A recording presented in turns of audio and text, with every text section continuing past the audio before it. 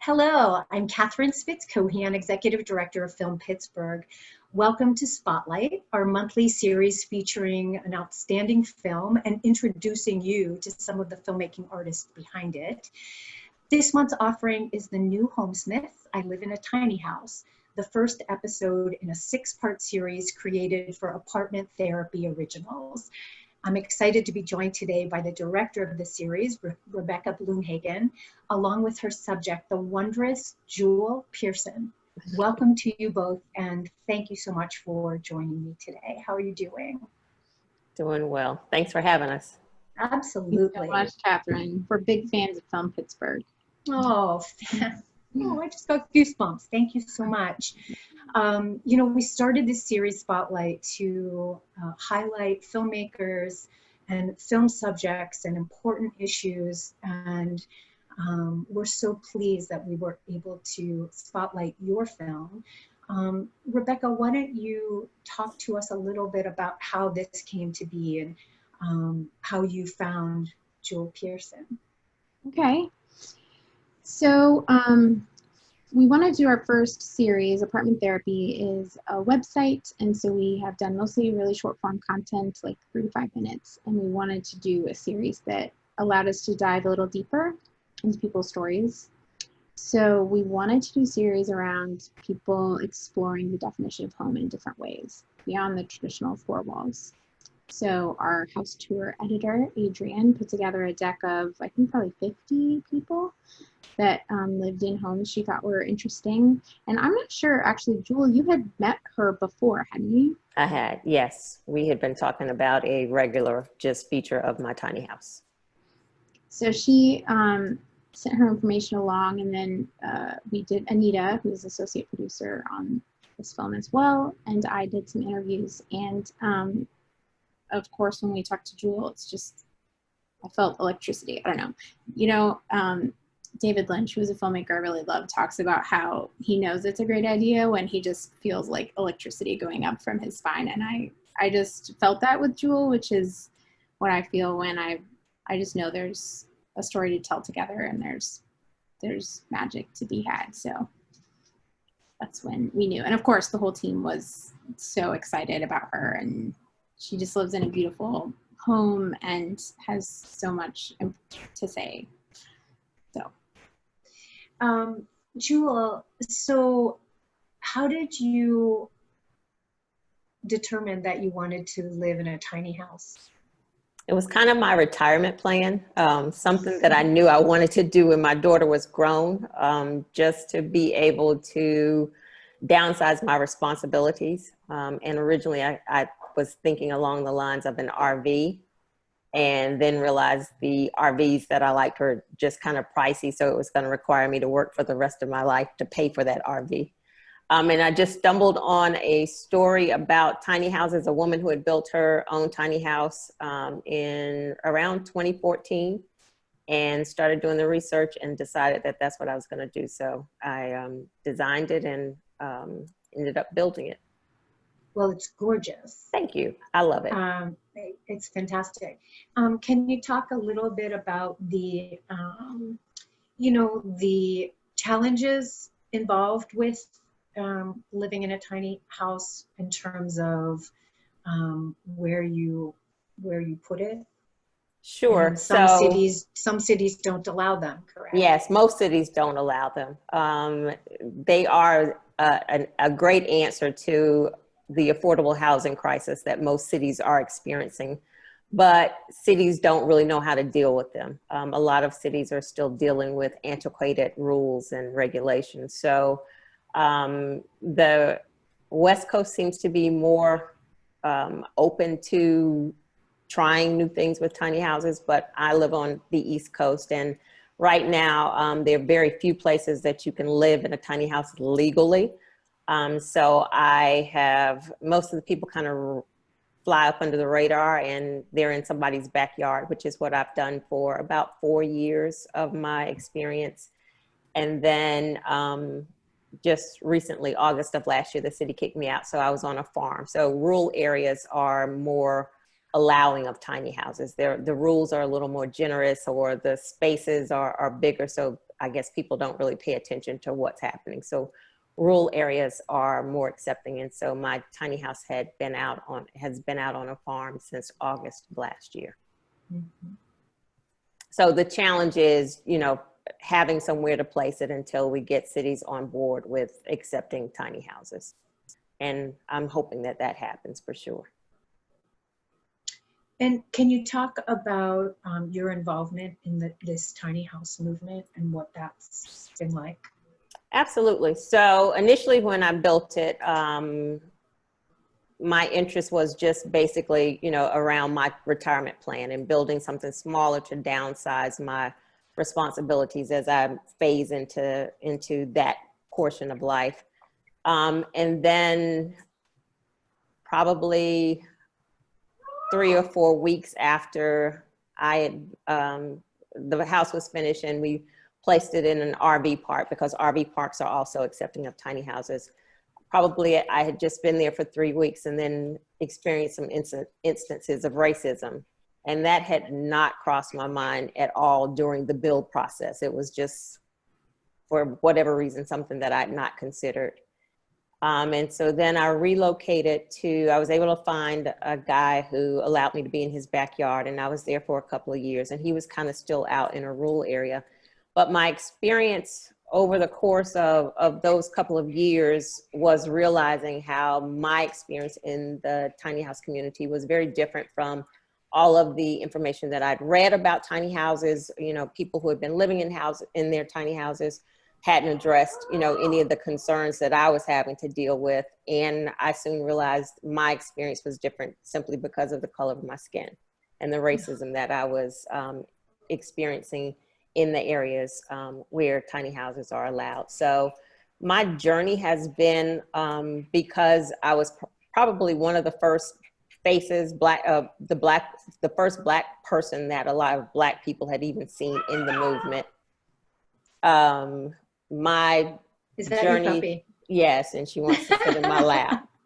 I thought it was maybe a baby, but it's a she's a baby, all right. She wants to sit in my lap, and so she's gonna cry. Go away. Bring her up. You can bring her up. So my experience, my journey kind of turned into more of representation, because she had, say hi, Nina. Look over there. A lot of representation and trying to, my thought joining the movement of what I'd read as I was meeting people, my understanding was that we were trying to work to redefine housing. And so if we're redefining housing. What a good thing, right? Absolutely, what a good thing, great thing, right? a great thing. And I know from the history of housing how that has not always been equitable for Black people and people of color. So I was just, excited about it, because here's an opportunity to right some wrongs and do some things differently. And so as my experience started happening, that was one of the things that I wanted to be in the forefront of this conversation. If we're redefining housing, if we're having conversations with government officials about allowing tiny houses, then we need to make sure everyone's represented at the table and all the concerns are out there, so that we can, as a united front, have these conversations and fix everything. And I soon realized that most of the people who were kind of leaders in the movement really weren't redefining housing other than wanting the acceptance of tiny houses, small houses. So some of my experience, I just realized that, people had downsized their houses, but they still had room in the house for racism, and the same, they wanted to stick with the status quo, but just get acceptance for a tiny house. And so my work changed from trying to be included in those conversations to just trying to build where I would say, have a seat at the table. I decided I didn't want to have a seat at that table anymore. I didn't want to keep pushing to be seated at that table. I wanted to build my own tables, so that the conversation, I could make sure the conversation was heard, to make sure there was representation in the movement. And I felt like I had a responsibility to make sure, because that was my experience, and I knew it would be the experience of people who looked like me. So I felt like I then had a responsibility to try to make sure that message and was heard and do the work to see what I could do to impact change. And, you know, that's a great thing about this, you know, conversation that we're having, because, you know, we're in Pittsburgh, Rebecca is in New York, you're in South Carolina. North Carolina. North Carolina. Mm-hmm. So, you know, people all over hopefully can watch this and learn about an issue that they may never have thought about previously. You know, if they ever saw a tiny home in their neighborhood or in somewhere, anywhere, they'd be like, oh, cute little house, you know, ooh, you know, but they wouldn't necessarily think about anything else. So that's a great thing about this type of conversation. And I'm wondering if the two of you have any other plans about making this message broader, taking it, you know, on the road, so to speak, or, you know, what you have in mind moving forward. Well, certainly we hope as many people as possible can see the film, and you know, Jewel and I are on social media and excited to discuss and further any of the topics that we really only were able to touch lightly on in this episode. Right. But we also hope to do more in-depth conversations in some way, because I think the history of housing is something a lot of people don't know a lot about, and it's very relevant to everything that's happening today. Right. And I think it's also an opportunity as we break down these old systems to start fresh, and it's really important to include all perspectives at the table and all experiences. As Jewel says in the film, it's not a community if everyone doesn't have a seat at the table. So, well, I want to be at Jewel's table. Jewel, tell us about the table that you're hoping to, you know, tell us about the work that you're doing. So it's a lot of the conversation that we were able to have in the film, where we look at the tiny house community from the lens of if you look at most of what is represented of the tiny house in the news and in the media, it's a very white-centered movement. And what the conversation that we were able to have was to talk about the things that are missing from the conversation. So in the opportunity where people, there's financial privilege, where people have the opportunity to downsize their house and their lifestyle because they have the finances to do it. But we also have to address the fact that people are having to downsize because of lack of finances. And so you have a portion of people who are living small or living in their vehicles because they have to. And so, you know, there's the conversation, as we kind of talked about, you know, is the movement, as people are making the decision, is it, you know, poverty appropriation? So what I would like to do, as Rebecca mentioned, is continue this conversation because it's very important. It has to be a broader conversation. We were able to touch on several points like in our 10 minutes, but you know, the conversation has to be broader. It has to be ongoing because there are a lot of parts to it, and there are a lot of things that have to be fixed. And as Rebecca said, you know, going back to the foundation of it and breaking down, you know, what is in existence and rebuilding it so that it works for everyone and it's equitable for everyone. I love that, the idea of ongoing conversation. You know, none of these really significant issues that we have in this world today are like hit a button and it's fixed. You know, like that's not how it works. And so the idea of just ongoing conversation is, you know, ongoing conversation doesn't always lead to action and solving of problems, but if that is the goal, then it can. You know, some people just like enough talk already, talk. Yeah. But it can, ongoing conversation can lead to change and to people taking action and making a difference and changing how we've always done things in the past. So I think that there's such a swell of the desire of people that want to see change in this area. So I would like to reserve a seat at Joel Pearson's table. Oh, you'll have your seat. You'll have your seat. It's thank reserved you. for you. Good, And I thank you. think you're right. There's the climate right now is where people are, you know, who've not ever considered these kinds of things because it's not been their life, and they're just like having this moment of awakening to be able to realize what so many other people have been experiencing for, you know, all of our lives. And so Right.